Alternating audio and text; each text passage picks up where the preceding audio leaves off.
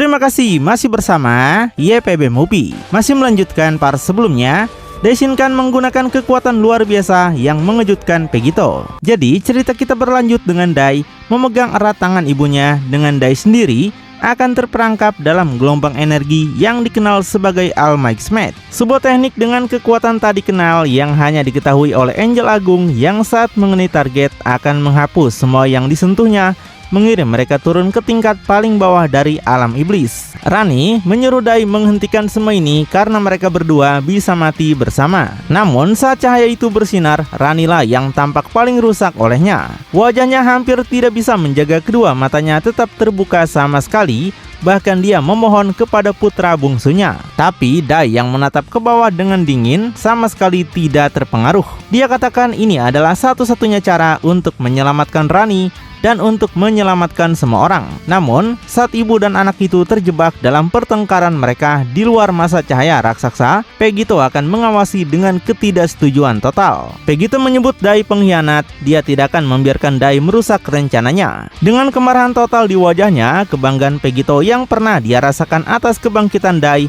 dan ingatan tentang siapa Dai sebenarnya kini benar-benar musnah. Pegito tegaskan Dai sudah salah langkah, dan Pegito tidak akan membiarkan ini terjadi. Karena waktu adalah esensi dan terlambat sedetik saja akan mengakibatkan kekuatan luar biasa Rani dan Dai hilang dari sektor 1 selamanya. Pegito akan segera mengumpulkan bola energi yang luar biasa di telapak tangannya, memancarkan guntur dan kilat ke segala arah. Sebelum dalam raungan yang menghancurkan dimensi, Pegito melepaskan sebuah ledakan yang ditunjukkan langsung pada mantan Grand Prix itu. Dalam sekejap, serangan mirip Final Flash itu melesat lurus ke depan seperti kereta tak terkendali di jalur sempurna untuk melenyapkan Smash Dai atau setidaknya menghentikannya.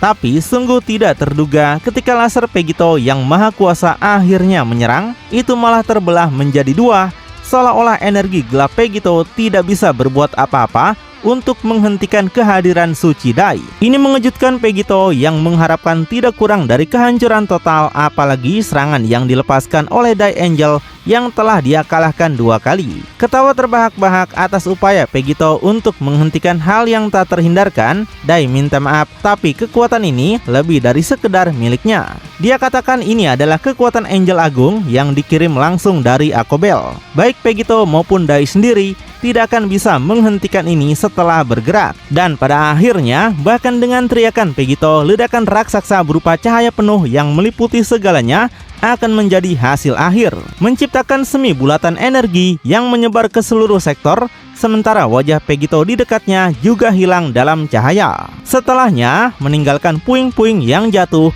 dengan asap raksasa membumbung dari tempat Rani dan Dai pernah berada, dan tanpa ada tanda-tanda Pegito dimanapun juga. Namun, tidak butuh waktu lama sebelum kita melihat tanda-tanda Pegito lagi. Kakinya dan pemandangan punggungnya, di mana dia merasa kesal, Dai benar-benar meledakkan diri bersama Rani. Saat Pegito tampak menutupi dirinya dengan kedua tangan, tapi perlahan menurunkan kewaspadanya saat All-Might Smash milik Dai berakhir. Dengan gerutuan dalam suaranya, Pegito akan menerima bahwa dia sudah terlambat, atau setidaknya itulah yang akan dia pikirkan pada awalnya. Hingga di dalam asap, tampak tidak hanya satu tapi 2 siluet akan tetap terlihat. Dengan tatapan bingung, Pegito nggak habis pikir, tidak mungkin dia seberuntung ini. Apakah kekuatan Dai telah gagal? Pegito penasaran, apakah mungkin Smash benar-benar tidak bekerja di alam iblis setelah semua yang terjadi. Saat kita melihat kedua anggota keluarga itu lagi, meskipun pada awalnya mereka memang tampak tidak tersentuh,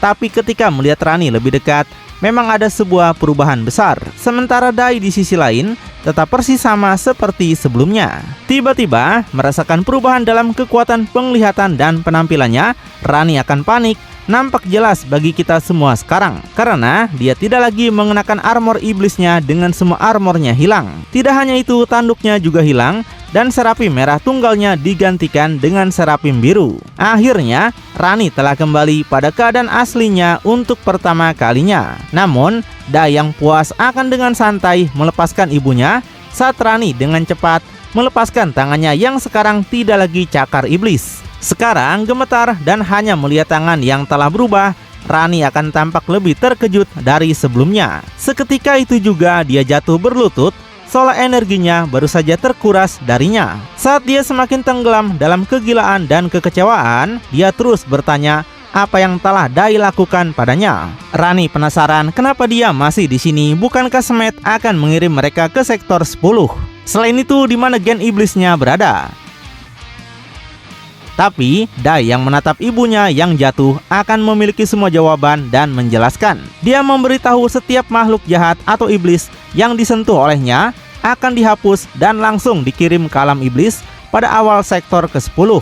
Sebagai angel, Dai sendiri kebal. Sementara Rani sebagai mantan angel yang tercemar oleh gen iblis, Rani juga selamat. Tapi kekuatan iblisnya tidak. Dai rupanya telah membersihkan ibunya dan telah membebaskannya dari kegelapan yang ada di tubuh Rani. Simpelnya, Rani sudah kembali menjadi angel yang suci. Dalam gerakan mengejutkan, Dai kemudian mengulurkan tangan untuk mengangkat ibunya kembali. Dai menambahkan, dalam hatinya dia ingin percaya ibu yang ditunjukkan padanya sebelumnya bukanlah ibunya yang sebenarnya, tapi seseorang yang ternoda oleh kegelapan iblis seperti Lucifer. Sekarang, setelah ibunya kembali menjadi angel suci, Dai ingin percaya bahwa sekarang hubungan mereka benar-benar bisa dimulai. Karena tidak ada angel yang benar-benar bisa menjadi jahat seperti Rani yang dulu. Dai ingin berdamai dengan ibunya. Tapi sekarang dengan tatapan yang lebih panik di wajahnya, wajah asli Rani akan terlihat kesal. Rani menyebut Dai sebagai pencuri menjijikan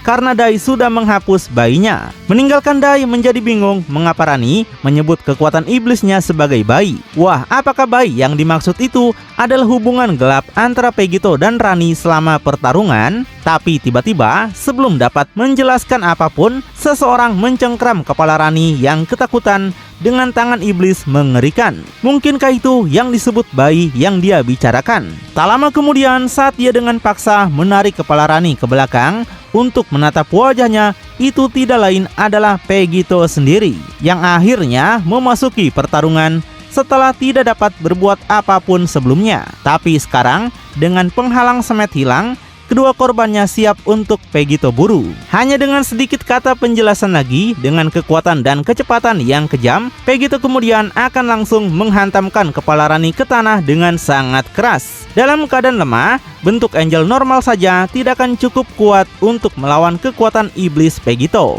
Dengan darah di sekujur tubuhnya, dia akan mengajukan permohonan putus asa kepada putranya. Tapi Pegito ungkapkan lucu sekali Rani memanggil Dai anaknya sekarang setelah menginginkan kematiannya beberapa saat yang lalu. Pegito menyamakan Rani dengan Bulma sebagai wanita sialan. Rani tidak pernah benar-benar tahu apa yang dia inginkan sendiri. Sambil tersenyum menikmati setiap detik mendapatkan tindakan, Pegito akan menatap sinis pada angel yang putus asa itu. Pegito merasa yang terbaik untuk semua orang jika dia membuat keputusannya selanjutnya untuk Rani. Pegito ucapkan selamat tinggal pada Kaisar Iblis. Sungguh tidak dapat dipercaya, dalam gerakan selanjutnya mengangkat kakinya tinggi-tinggi tepat di atas wajah Rani yang berteriak, Pegito akan menegangkan setiap serat otot di dalam kakinya. Sebelum kekerasan yang hanya bisa diharapkan dari Pegito, dia akan menghempaskan kakinya dengan kekuatan penuh, mengguncang seluruh tempat itu saat dia melakukannya. Memecahkan kepala wanita itu menjadi hancur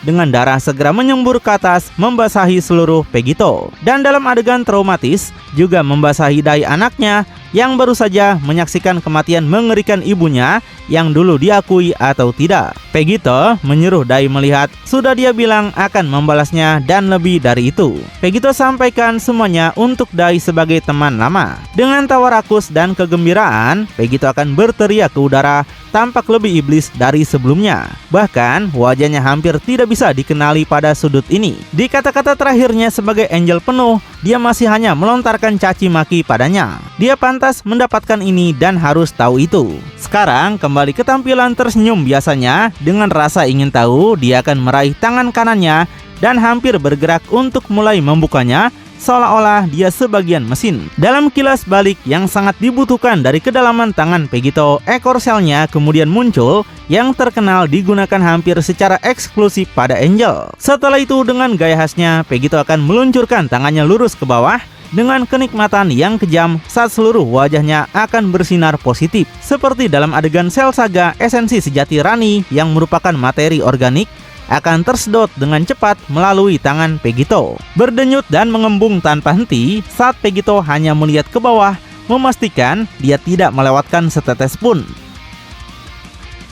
Sementara Dai sebaliknya hampir tidak bisa menahan campuran emosinya menyaksikan semuanya terjadi. Tidak hanya pada sesama Angel, tapi darah dagingnya sendiri. Selain itu, dia penasaran apa maksudnya dengan bayi yang Rani ucapkan. Apakah Dai Shinkan punya adik? Tapi Pegito memberitahu jangan menganggap ucapan Rani serius. Apapun yang dikatakan Rani, wanita tua itu telah mengatakan omong kosong selama ini. Bahkan berbicara tentang putranya yang tidak ada, seolah-olah Pegito sudah menjadi suaminya. Pegito anggap Rani sudah gila. Sekarang hanya berdiri di atas genangan darah gelap, Pegito pada akhirnya akan menarik kembali ekor sel itu dengan jentikan, memastikan untuk menatap wajah Dai saat dia melakukannya. Seolah menikmati setiap tatapan dan ekspresinya, menikmati kebingungan dan penghinaan mantan rivalnya. Tapi hal berikutnya yang akan dia lihat adalah Pegito beralih secara aneh menjadi raungan dan meningkatkan kekuatannya ke langit.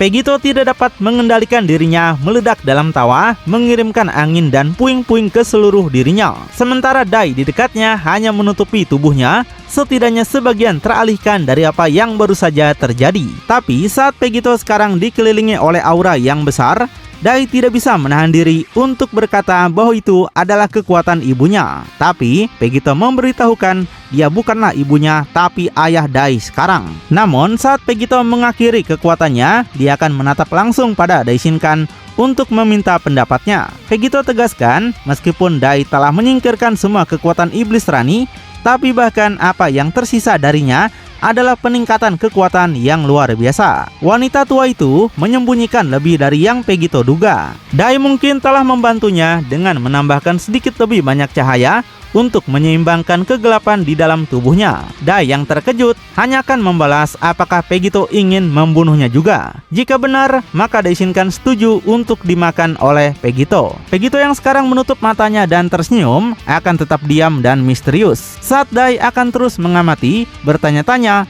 apakah Pegito akan melakukannya. Hingga Pegito kemudian akan mulai berjalan maju langkah demi langkah, berjalan lurus ke arahnya, hampir melewatinya. Sampai dengan tepukan lembut di bahu Dai secara anti klimaks namun dingin, Pegito akhirnya akan berkata tidak. Pegito tidak akan menyerap Dai sekarang, tapi Pegito senang Dai masih tahu di mana levelnya berada. Karena Angel Agung atau tidak, mereka berdua tahu Pegito bisa membantai Dai Shinkan kapanpun Pegito mau dengan kekuatan baru ini. Meninggalkan yang membeku diam untuk hanya berdiri di sana. Saat Pegito berjalan melewatinya dan segera di latar belakang menciptakan portal menuju sarang iblis terakhir. Tapi saat Pegito berbalik, dia akan berkata pada Dai bahwa Dai masih harus berguna bagi Pegito. Semet maha kuasa milik Dai akan Pegito butuhkan untuk melawan iblis berikutnya. Ada yang memberitahu Pegito bahkan jika dia menyerap Dai, Pegito tidak sudi menggunakan kemampuan semet itu. Jadi iblis baru berikutnya Pegito akan mengandalkan kemampuan Dai Shinkan. Jika itu bisa melakukan apapun seperti yang terjadi pada Rani,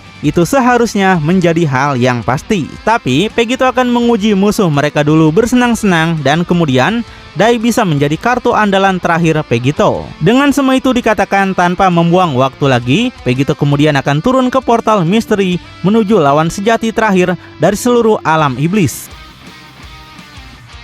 Iblis di atas Kaisar Satu Rani yang digadang-gadang sebagai puncak para iblis. Dan kita akhirnya tahu bahwa Dai Shinkan bukanlah Kaisar Iblis, tapi dia cuma ikut bersama ibunya. Namun dengan sendirian di medan perang, Dai akan ditinggalkan dengan pikirannya. Sebelum mengikuti Pegito, dia akan berbalik ke tempat Rani pernah terbaring dan berbisik. Dai ungkapkan dia berjanji akan membantu membawa Lucifer kembali kepada ibunya segera. Dan setelah itu dia juga akan melompat ke portal di tanah untuk mencari iblis baru yang sangat dinantikan. Tapi dalam transisi yang aneh, seluruh adegan Dai saat dia jatuh ke portal akan diawasi dengan cermat melalui mata misterius milik sosok yang pasti belum pernah kita lihat sebelumnya. Seseorang itu mengatakan pada temannya yang bernama Akobel Dia tahu Akobel menyuruhnya untuk tidak terus memberitahunya tentang drama-dramanya, tapi sesuatu yang menarik benar-benar telah terjadi. Dia merasa Akobel mungkin ingin tahu. Sosok yang akhirnya terungkap adalah makhluk seperti raja yang agung, setiap fiturnya disempurnakan hingga kesempurnaan. Alam tempat dia berada memiliki latar belakang misteri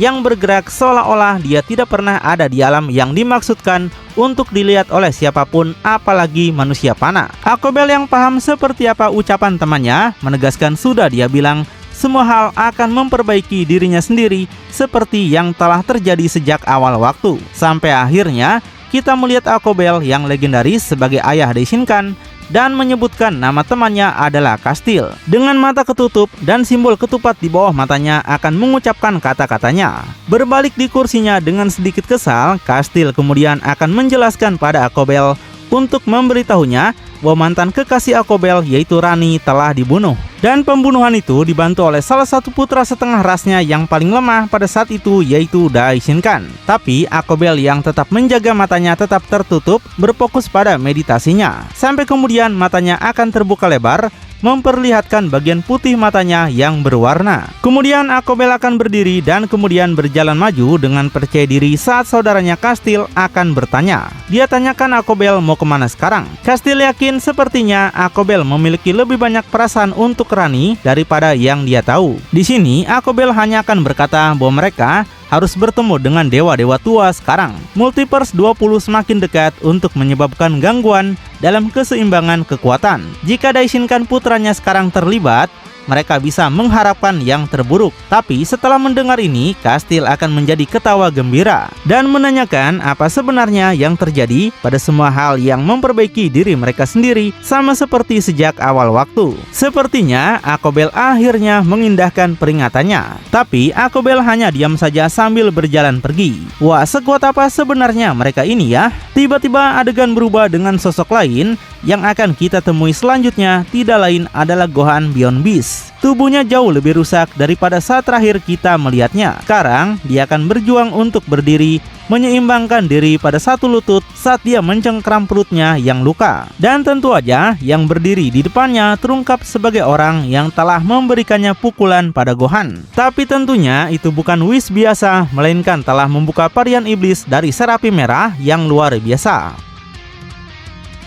Gohan penasaran kenapa Whis jadi jahat seperti ini dan memohon agar Whis membantunya sekarang. Saat Gohan yang bingung hanya akan berjuang mengucapkan beberapa kata terakhir dalam keputusasaan. Dan memang itu akan memunculkan setidaknya sedikit emosi kasihan dari Whis. Dengan ekspresinya yang berubah, Whis hanya akan meminta maaf. Untuk saat ini Gohan hanya harus percaya padanya. Tapi ini adalah satu-satunya cara Whis bisa membantu Gohan sekarang. Setelah itu Whis akan langsung memanggil dan mengayunkan tongkat iblis barunya lurus ke arah Gohan yang jatuh. Dan lalu dengan pukulan keras, layar akan menjadi hitam dibarengi dengan kesadaran Gohan yang hilang. Tapi kembali pada Saiyan lain di planet bersalju, kita akan kembali ke pemandangan Dante memegang saudaranya Virgil yang dipukuli secara brutal dan terpotong-potong. Dante memegang bagian belakang kepalanya seperti saudara yang penuh kasih. Tapi Virgil yang masih marah di tanah hanya akan berkata ini bukan saatnya. Saiyan yang mereka lawan sudah begitu banyak berkembang. Mereka semakin kuat semakin lama mereka bertarung.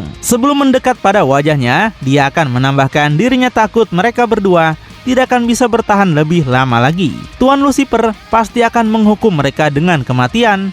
Karena tampak seperti ini, paling tidak mereka bisa mati bersama. Di kejauhan yang mengawasi tentu aja adalah Vegeta dalam bentuk iblis Super Saiyan 3-nya. Dia akan menyerukan pukulan terakhir mengajak Goku. Angel Agung Goku tampak tersenyum untuk sekarang dan setuju dengan ucapan Vegeta. Dan saat keduanya tampak di medan perang bersama, jelas Vegeta telah menyerap kembali klonnya sebelumnya dan sekarang tidak ada yang menghalangi dua Saiyan terkuat dalam sejarah. Tapi dalam sekejap, semuanya akan dikejutkan melihat sebuah portal hitam muncul di langit. Sebuah portal ke alam lain terbuka tepat di atas dua penjaga iblis kerajaan yang terluka. Dan tak lama kemudian sepasang kaki akan mulai turun darinya. Tapi anehnya, mereka akan dibelenggu bersama dalam rantai. Dan selanjutnya, dada telanjang berdarah dan memar akan keluar dengan rantai mengikat lehernya, diikuti oleh tangan yang dirantai dengan balutan pergelangan tangan yang familiar. Dan kemudian hal yang tak terpikirkan terjadi. Dalam pengungkapan yang mengejutkan, ternyata yang keluar dari portal dan dirantai sepenuhnya adalah Son Gohan. Tubuhnya benar-benar meneteskan darah, tapi dengan erangan samar dia masih hidup. Tubuhnya tergantung dari portal itu sendiri. Adegan ini tentu aja mengingatkan kita pada Vegito dulu, saat akhirnya Goku dan Vegeta akan menyadari dan mengenali apa yang ada di atas sana. Wajah keduanya terkejut sekali. Sama seperti kita, mereka akan bertanya-tanya kenapa Gohan jadi seperti ini setelah pertarungannya melawan Whis Serapi Merah. Lalu bakal seperti apa kelanjutannya? Makin penasaran? Tonton kelanjutannya di channel YPB Movie, channelnya Anime Bapak-Bapak.